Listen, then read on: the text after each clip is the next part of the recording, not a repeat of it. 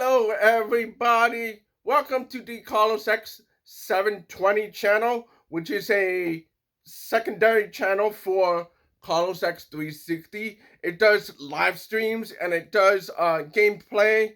Today we're going to talk about a retro review this time around. And it's going to be a complimentary to the gameplay that I have on this channel. There's gonna be a playlist down there in the description, and the review over here is gonna be down there in the description. I have a bunch of other links to drop in there, so I give people ideas of the content that I want you guys to take a look at. Because I spent the last 2 months on a marathon run of Castlevania Requiem bundle, Castlevania Advance Collection, Castlevania Classics Collection, which is not featured here, and the last one is Castlevania Dominus Collection, which is the feature of this review. So we're just gonna get on with the review. Please like, subscribe, share, talk about CarlosX360, all that jazz. I'll see you at the end of this video. I'll repeat the same thing here. Let's get to the review. Let's get going. Okay.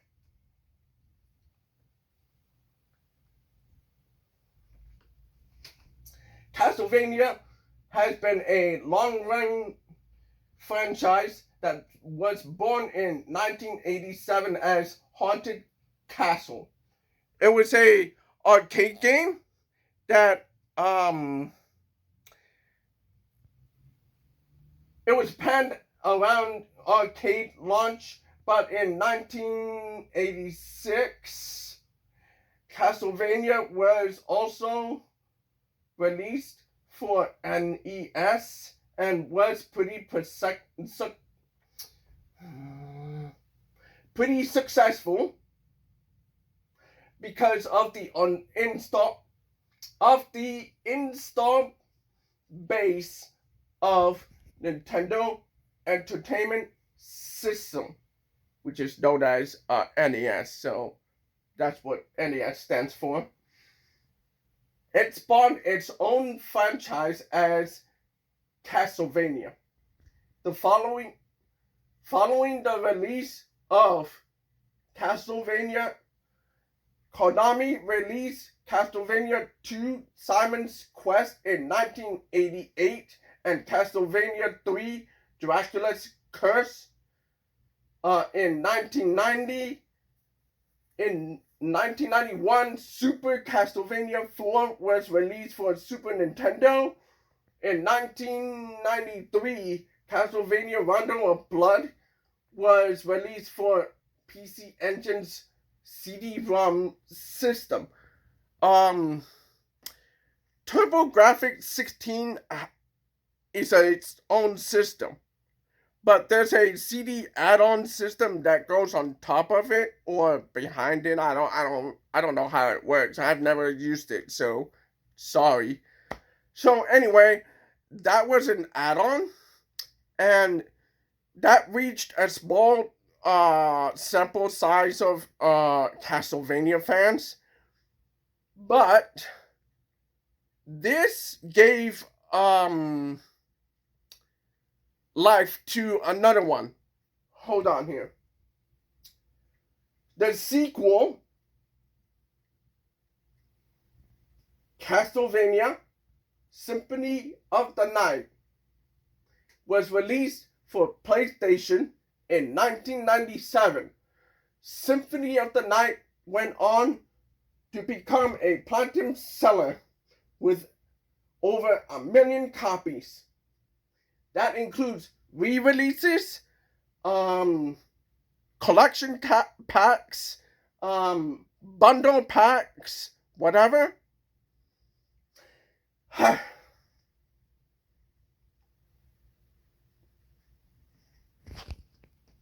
Right here, if you hear Metroidvania, this is where it all began.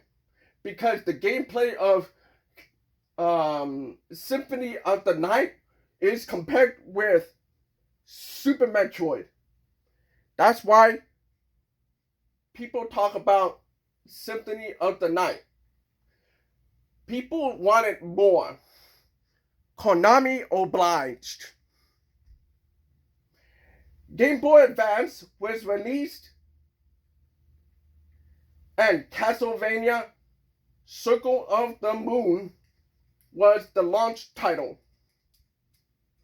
Konami followed up with Castlevania Harmony of Dissonance in 2002.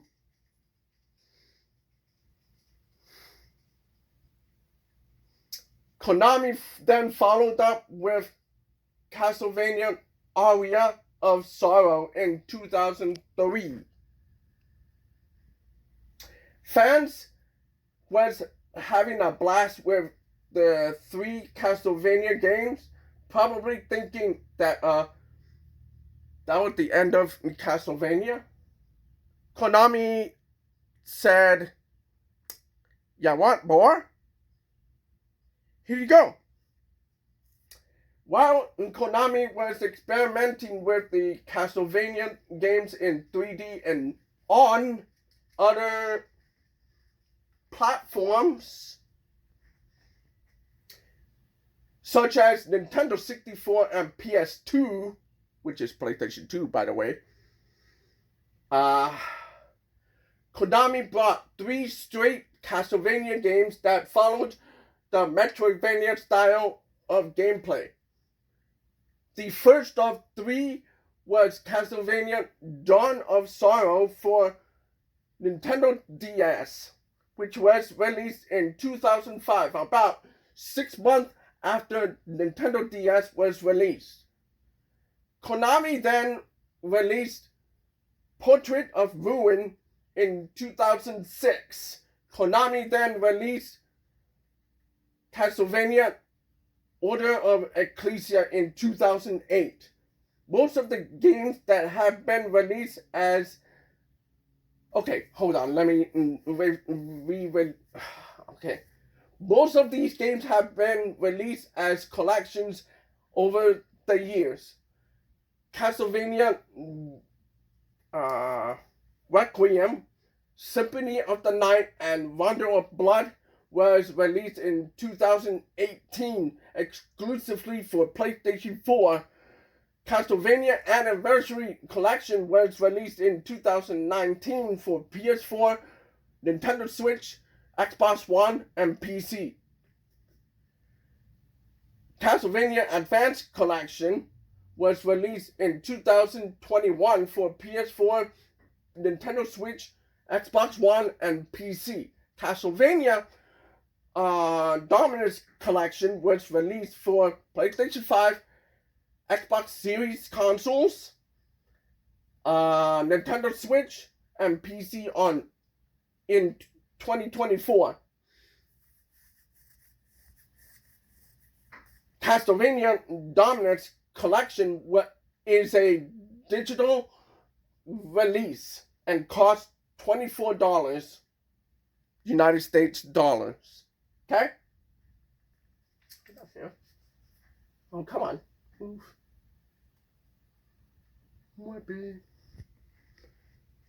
Okay, to aid this review, I played through the entire Castlevania Advance Collection and Castlevania Dominus Collection catalog of games, because most of the Dominus games are sequels. Dawn of Sorrow excuse me. Dawn of Sorrow is the sequel to Aria of Sorrow, obviously. However, Portrait of Rain. Okay. Portrait of Ruin is the sequel to a Genesis game called Castlevania Bloodlines. Order of Ecclesia, get ready to be surprised, because I was. Okay? Order of Ecclesia is the sequel to Symphony of the Night. I had no idea that was the case. Okay? Castlevania Requiem was developed in-house by Konami themselves. I wish it was M2 doing it. Mostly because Castlevania Symphony of the Night is missing some special effects, especially at the beginning of the Symphony of the Night, where the swirl, when Death appeared, the swirl in the background, it's not there. Some other effects in the game did not appear. So a lot of people panned that game as not the definitive version of Symphony of the Night, which is disappointing. Very disappointing.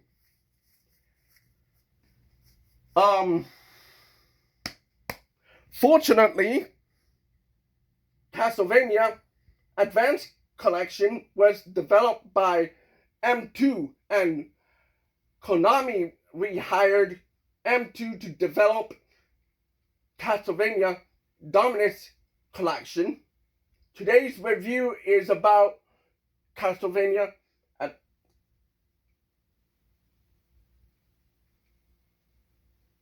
need to fix that again. Okay, today's review is about Castlevania Dominus Collection. Castlevania Dominus Collection is M2's best work yet. I've seen most of M2's collections. They do a great job porting games to other consoles. Notable works include Sega Genesis Mini, Sega Genesis Mini 2, TurboGrafx 16 Mini, Sega Genesis on Nintendo Switch Online, partially on Metal Gear Solid Master Collection Volume 1, and partially on Mega Man X Legacy Collection. They have more games under their belt, but I think people will know M2's work via the logo when it splashes onto the screen. You see a M2 logo, you know you have a great collection in your hands. I say Dominus is their best work. Porting a Super NES level, Super Nintendo level compilation like Castlevania Advanced Collection seemed a bit easy, but porting a Nintendo DS game or games, Nintendo DS or Nintendo 3DS is more powerful than the GBA, which is Game Boy Advance. Dominus plays really well on PS5 from what I've played. And I played the whole collection from beginning to end. M2 even found a way for mapping some mechanics and even reworking some mechanics to work on PS5. PlayStation 5, by the way. Okay? Wait. Okay, there we go. The last compilation I've seen ported from Nintendo DS to is the Mega Man Zero ZX Legacy Collection. I think there's a reason for that, beyond the touch controls. I think Dominus is a labor of love from M2. I feel like when I played Castlevania Dominus Collection, whomever was doing quality assurance during development, I feel like they absolutely loved working on the game. The compilation, yeah. I felt the passion.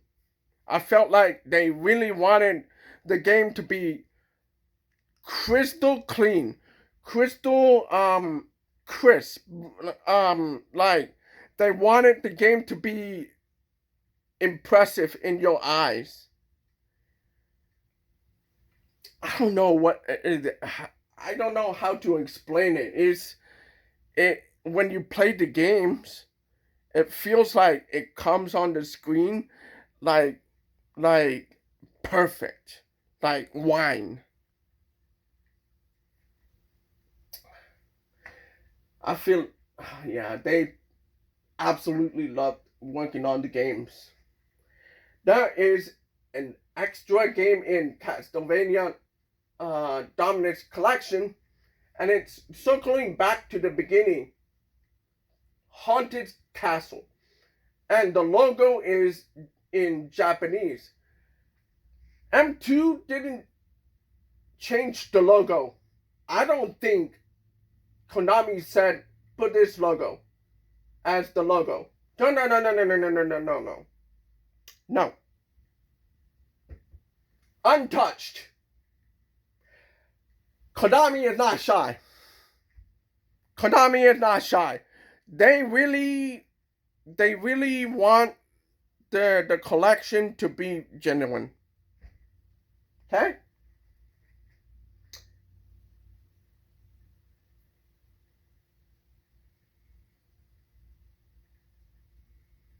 Boom. I wouldn't have it any other way. They even put in the Japanese and other languages in the game across the entire collection.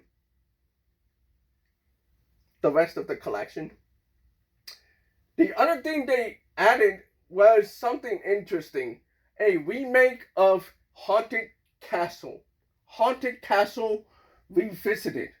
So again, circling back to what I said before, it's the same game, but one is a remake and the other one is the straight port of the arcade game.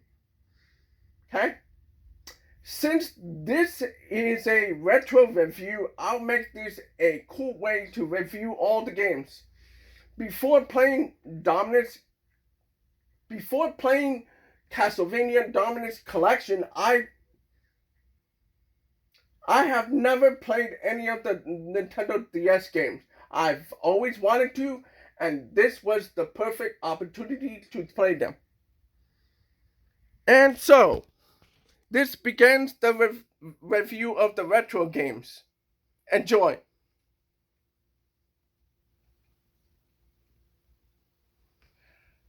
Castlevania Dawn of Sorrow. If you played Castlevania Aria of Sorrow, then you know how to play the game. But for those of you who haven't or don't know how Castlevania works now, it's a Metroidvania game. So for the most part, you are either in a labyrinth maze, in a network of caves, or a castle. Okay? Castlevania games does have caves, but they're integrated underneath a castle. Dawn of Sorrow maintained the design philosophy of Symphony of the Night. However, there are some gameplay innovations that will be covered in other sections. There is a difficulty spike in Dawn of Sorrow, but this spike is slow and creeping up to a maximum. By the end of Dawn of Sorrow, once you've defeated a boss though, this spike is a different kind of hard.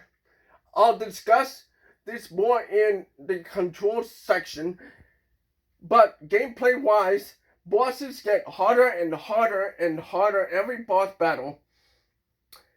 The progress is felt this time around than Symphony of the Night and Order of Sorrow. It will feel like you don't have an effect on the enemy, but this improves as you progress and level up.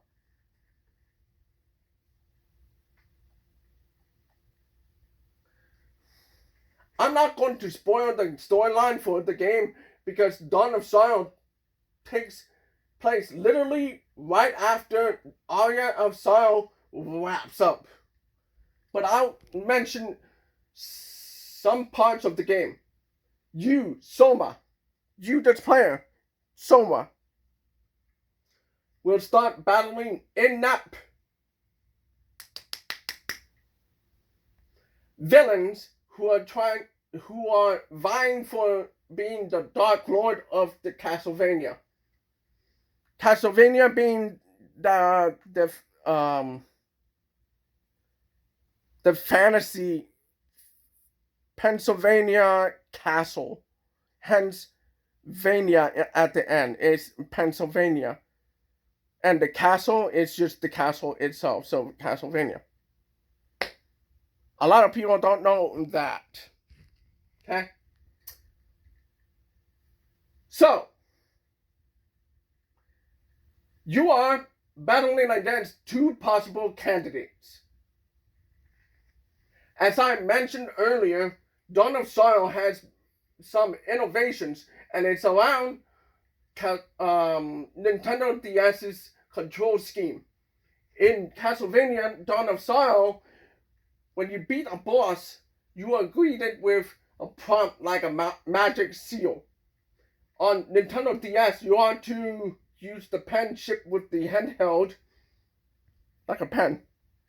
Hold on here.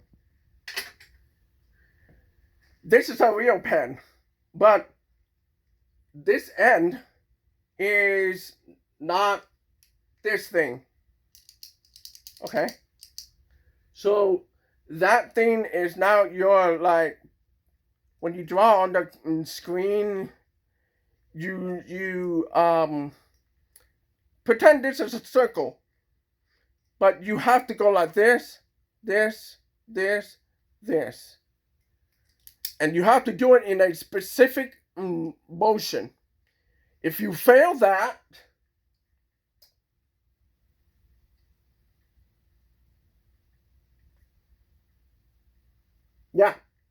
if you fail that, you have to try again. And doing it again, you have to attack the enemy 800 HP each time. Okay? So I'm going to continue here. On PS5, you can either use the touchpad or fail and beat the boss with 800 HP left. Most bosses' rooms require a key to form a seal. This system starts off easy, but progressively gets tougher until you reach a spot in the game that is the end game. Okay?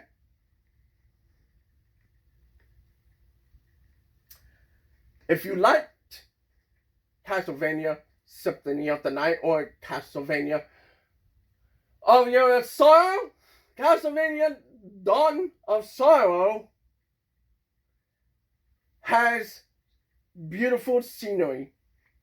I feel like the developers were trying to get used to the Nintendo DS hardware. I feel like the beginning of the game, they make the least effort, so they expense the final boss battles to new graphics. But no, they expense some of their creativity in the beginning too. Like when you jump on the van, they made an effect. When you jump on it, the snow falls. When you get to a spot in the game, the atmosphere changes. There's a graphic that does that. So, hold on 1 second here. Let me see. 25. Okay, got it.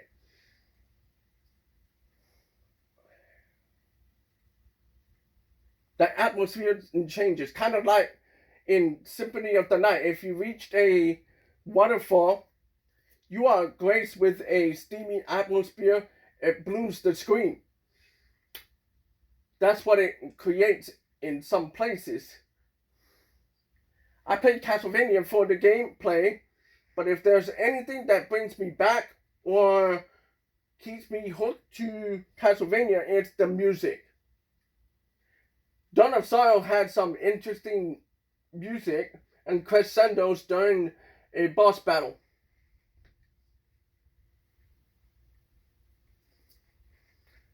Alright, so there's more to Castlevania Dawn of Sorrow than just getting all the rooms. You can collect souls in the game. You can use the souls as an attack or a special attack. You can also use the souls to merge with weapons with the acquired soul to create better weapons.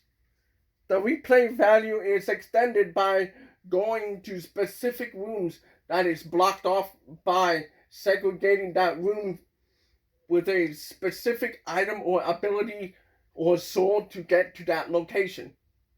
Yeah.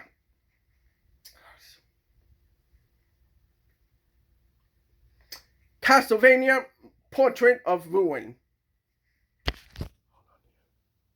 Give me 1 second here. Give me 1 second. Alright, so Portrait of Ruin actually harkens back to the original Castlevania games. Kind of obvious because since Castlevania Portrait of Ruin is a sequel to Castlevania Bloodline, there are some gameplay changes too. You're not playing as one character anymore. You're playing as two characters, Jonathan and Charlotte. I hate and loathe this design choices. It's distracting and disorienting.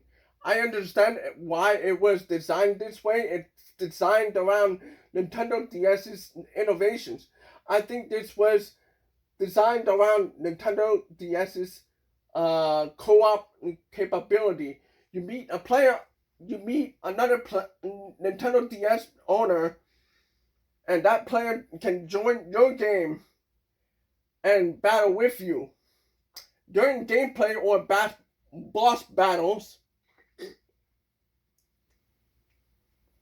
how does this harken back to the original Castlevania games? Well, you're not playing entirely in a castle anymore. You're exploring Castlevania. You're also exploring, entering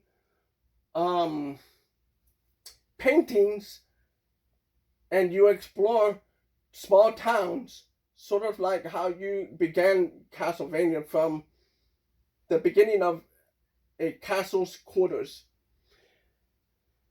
As you progress, you go from A to B on a map. You're now going to different spots on a map. So when you get to a different spot of the map, you can warp to that painting. You can also like travel to warps. So that's how they thought about the design choices here. So nice technology. Okay, so hold on 1 second here. Yeah, okay, so the progression in Portrait of Ruin is related to the story, actually. I'll keep this short though. Difficulty is either easy or hard depending on the enemies or bosses you encounter. Each painting has a theme or attitude it's going for. I'll keep this a mystery because you really need to experience the maps to really understand what the game is. Portrait of Ruin has a major plot twist as you approach and defeat Bronner. So I'll keep this vague. The story is about Bronner, who has 2 daughters he looks after. Stella and Loretta stays obedient to Bronner throughout the game, as Bronner brings new bosses to your worldview to keep you distracted as he tries to keep his daughters occupied. Besides the 2 character mechanic,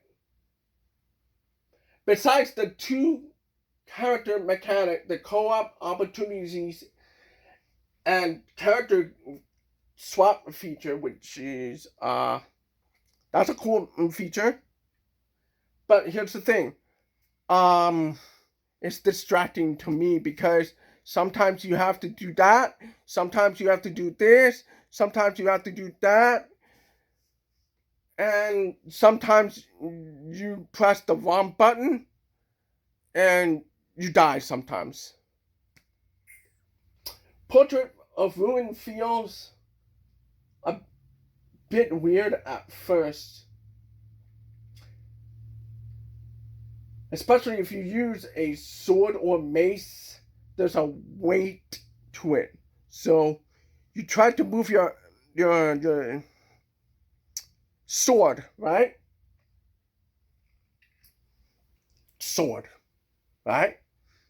But the weight keeps it like going slow. I think they meant that as a mechanic for the maces and the axes and the spiked balls. But applying it to swords is a bit disorienting to me as a player, since I've been playing Aria of Sorrow, which is why I felt that way about that mechanic. Okay? I go from Aria of Sorrow to Dawn of Sorrow, so why is it a bit tiny weighty? So, yeah.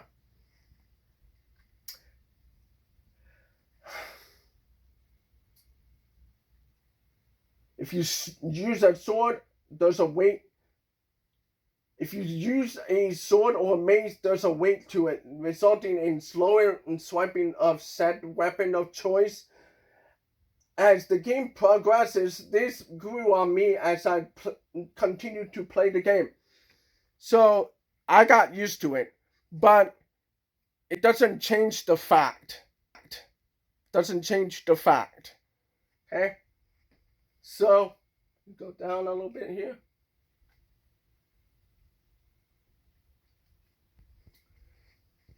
Against Castlevania Dawn of Sorrow, well, with Castlevania Portrait of Ruin, Konami got used to the Nintendo DS hardware and learned how to push more power out of it. And you see it in the graphics. There's more detail and colors on the screen than Dawn of Sorrow. And the graphics do pop at your screen. Special effects are prominent than on Dawn of Sorrow. This is Konami improving on what they did with Dawn of Sorrow. As for music and sound, oh boy, I hope you're ready. I hope you're ready for music and sound in Portrait of Ruin. Sound is loud and pops at you. But music is the highlight of the game. Portrait of Ruin throughout the whole game, and climaxes at the final boss battles. The overworld of Castlevania is huge, the overworld of Castlevania Portrait of Ruin is huge, and it has painting to that you enter extend the playtime. But once you've cleared 900% of the game, what's next? What's next? Okay? The soul extraction system actually extends the game. You want to get almost everything. It's how playtime is extended on Order of Sorrow. One of the achievements is getting all the souls. I think they missed the opportunity to do the same on Dawn of Sorrow, in my opinion. In my humble opinion. Okay? Go down. Come on.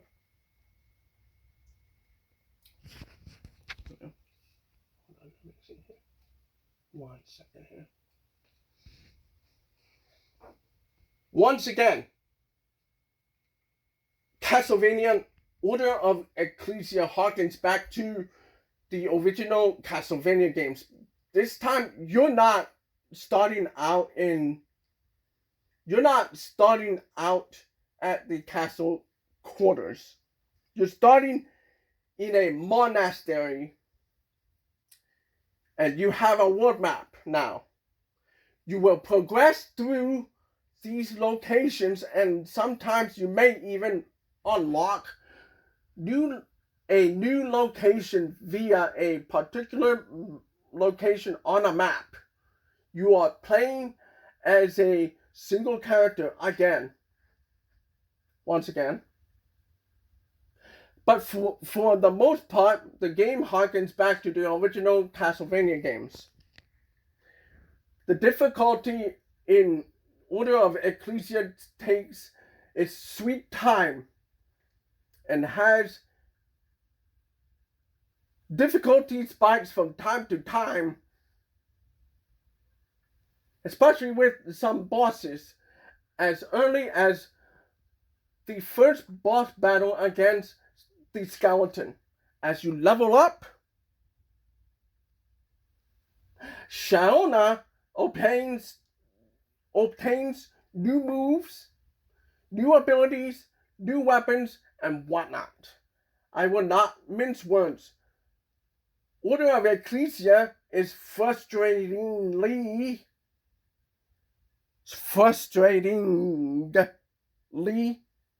difficult in some places.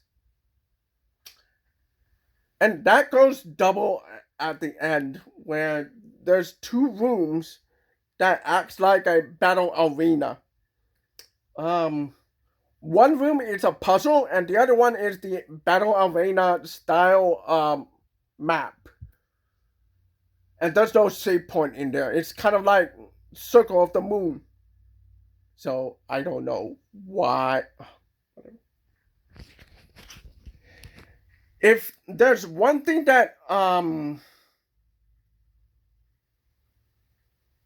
Portrait of Ruin did well, is putting like a save point at the end of every battle arena style map. Nest of Evil, that's a different version of battle arena. But here in Portrait of Ruin, what they did is, actually, on Order of Ecclesia here, they made the whole map, that battle arena location, its own room, no save point to speak of or leave off on. So you have to go through the whole room. No save point. You have to do it the whole thing. So you have to stock up on potions. You have to stock up on magic. You have to stock up on weapons, this, that, and you have to stock up on special effects, magic, whatever. And that is where the difficulty spike goes berserk.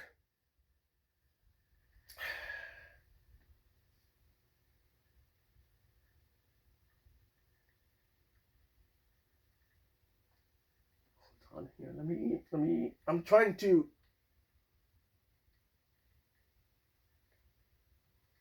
Okay. Sorry. For the majority of the game, you're rescuing villagers while you try to find glyphs and compete against Albus to complete the destiny of harnessing the glyphs to seal away Castlevania. Sorry, guys, again. Until you seal away Dracula again. But there's a major plot twist and extends the game. Okay? The controls in Castlevania Order of Ecclesia are responsive this time around than the other games. It feels fluid in your hands. There are 2 attack buttons in Order of Ecclesia because they act as of glyphs, which are sometimes magic and sometimes weapons. You use the glyphs as addition weapon. Because once you use both glyphs at the same time, your weapons or magic becomes more potent or more powerful. To get these glyphs, you have to find them via secret locations or via drops from enemies or hard to reach locations in the game. To get these glyphs, you need to absorb them. Shaona has like an absorb thing. Okay, so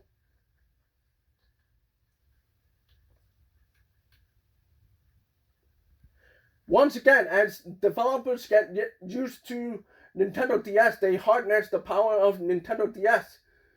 Order of Ecclesia brought some improvements such as more color and detail. Furthermore, Order of Ecclesia brought improvements to the animations, which is beautiful. Especially with Shaona.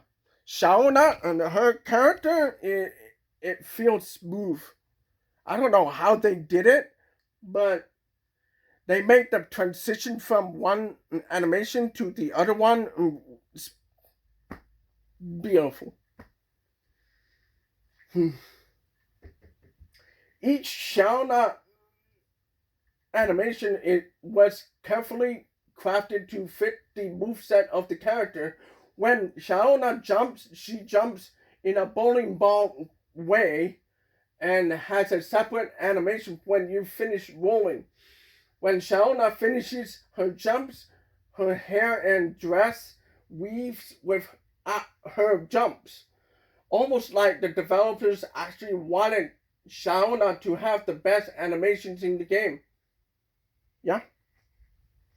Kind of like when they introduced Alucard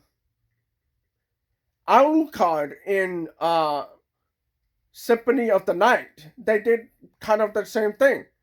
So the cape weaves. And there's like a shadow behind it.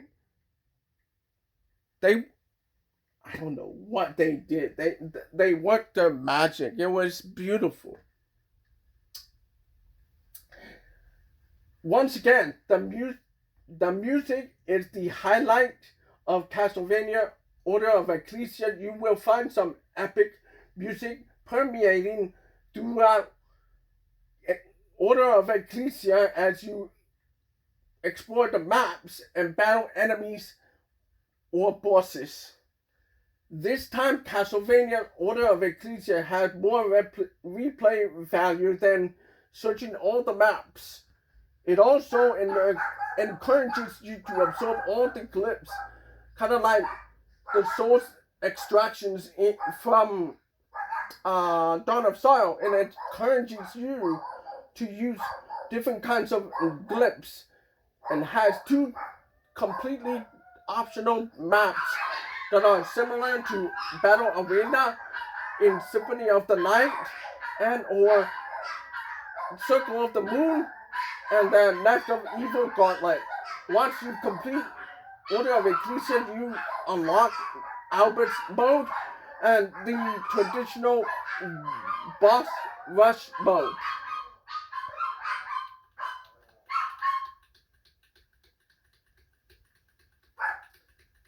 My verdict is, all in all, Castlevania Dominus Collection is M2's greatest work yet. It showcases M2's ability to bring a beloved game or collection of games to an entirely new generation of gamers. If you are a new Castlevania fan or a long-time fan of the series like I am, I highly recommend this collection. My experience with the collection was a delight as a player who has never played the Castlevania games on Nintendo DS. There was almost no issues, no glitches, no problems with each game.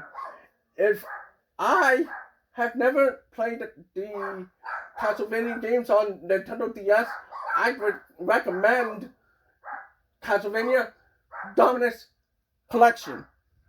Yes, I would. Like I said, links are in the description.